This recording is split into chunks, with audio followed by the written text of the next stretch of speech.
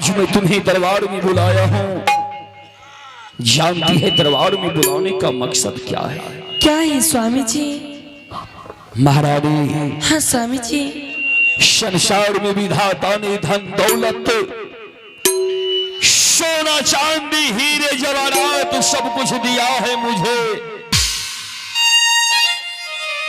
लेकिन महारानी, लेकिन क्या स्वामी जी?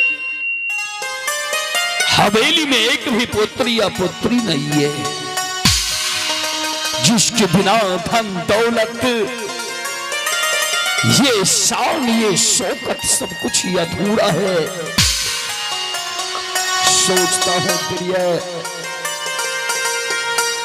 अगर हवेली में बच्चे का जन्म नहीं होगा तो आगे चल करके इस राज और मेरे सर के ताज का क्या होगा?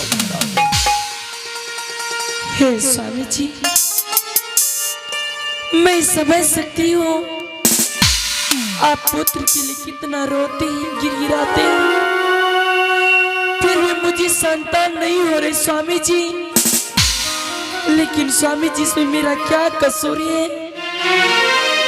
हे स्वामी जी, जब मैं अपनी राजपाट में घूमने के लिए जाती हूँ तो मैं किसी माँ बहन गोद में पुत्र या पुत्री की खेलते हुए देखती हूँ स्वामी जी, लगती वो पुत्र को छीन कर मैं अपने गोद में ले लूं स्वामी जी।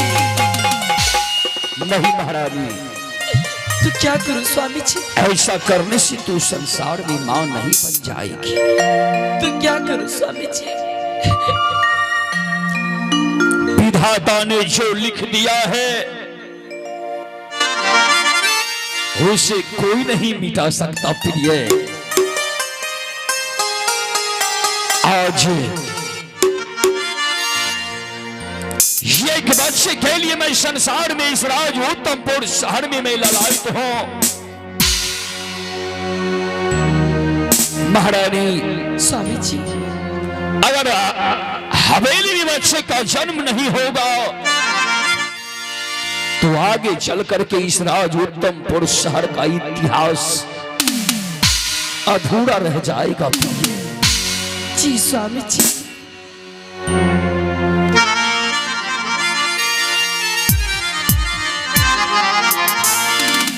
सोचता रहता हूं, दरबार में आने के बाद मैं हमेशा उदास रहा करता हूं, इसलिए मैं तुम्हें दरबार में बुलाया था महारानी।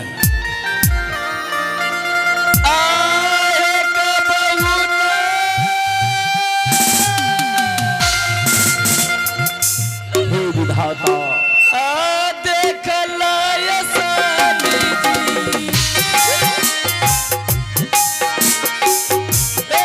पुत्र के ऐसा अपन मामा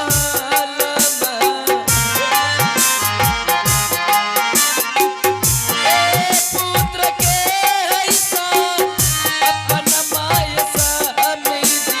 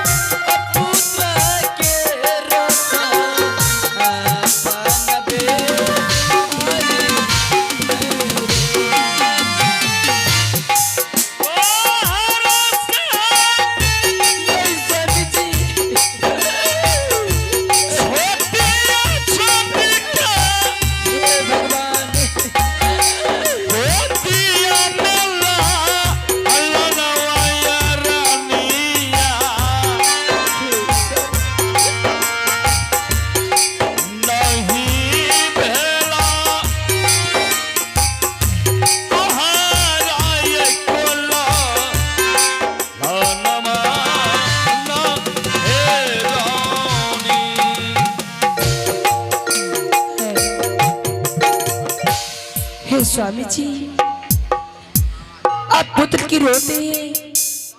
स्वामी जी, आज मैं पुत्र के बारे में अपने मन से कुछ सोच के आई हूँ स्वामी जी। आगे बढ़ी जाऊ ना, अब तो तारो काम करवा दो। बोली क्या कहना चाहती है महारानी? हे स्वामी जी, मैं ये कहने के लिए चाहती हूँ, आप तो जानती इस मन में एक बच्चे की जन्म नहीं दे पाई। हाँ महारानी। आप ऐसा करें, आप दूसरी शादी कर लीजिए। नहीं! पागल की तरह बातें मत करो महारानी। ये तुम अपने मन में कैसे सोच लिया कि मैं तुम्हारे जीते जी इस हवेली में दोबारा शादी करके ले आऊंगा? हे स्वामी जी, आप नहीं जानते, अगर आप दूसरी शादी करके इस मन में छोटी बहन की लाएंगे, अगर उसी गर्भ से पुत्र या पुत्री की जन्म दे देंगे, साथ ही साथ मैं भी मां कहलाऊंगी। स्वामी जी, महारानी, स्वामी जी, इसका टेबल खोलिए।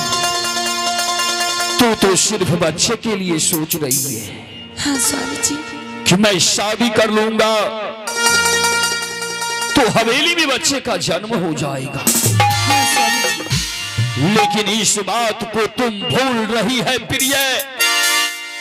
अगर मैं शादी कर लूंगा, हो सकता है कभी न कभी मेरा दिल और दिमाग बदल जाएगा, छोटी महारानी में लग जाएगा, तो महारानी तुम्हें हवेली में बहुत कष्ट होगा।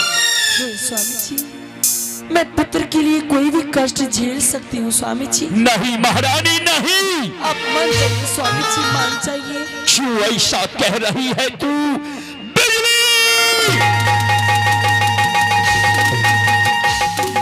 प्रणाम महाराज। सुन रहा है महारानी क्या बक रही है? क्या हो गया दरबार में? महारानी का कहना है कि मैं एक बच्चे के लिए इस हवेली में फिर से शादी करके ले आऊं। महाराज, इस समय महारानी जी जो भी कह रही है, ये बेचारी बिल्कुल सही कह रही है। सही कह रही है? महारानी जी बिल्कुल सही कह रही है। क्या सही कह रही है? मैं मानता हूँ महाराज, आप महल के बारे में हर बात को जानते हैं, हाँ बिजली, लेकिन अपने राज के बारे में आप कुछ नहीं जानते हैं। क्या नहीं जानता हूँ मैं? जब भी महाराज आपके राज में घूमने के लिए जाते हैं, यहाँ के प्रजा लोग मुझे क्या कहते हैं? क्या? वो देखो, निपुज राजा उत्तमपासी का महामंत्री आ रहा है। शराब सा बाबू, रोड छोड़ी गई बोने बोन शराब सा कोना कोनी दवाई बोने बोन कोना कोनी। सवेर में आना चाहिए। सवेर में तो नहीं मिलो। कम वक्त कहीं का। बिजली, आखिर इस समय आप शादी करने से इनकार क्यों है? इतना तो मैं जानता हूँ कि प्रजाओं यहाँ का मुझे ऐसा कहता है। जी महाराज। लेकिन महामंत्री, ईश्वर के सामने किसी का नहीं चलता। बिल्कुल सही बात है।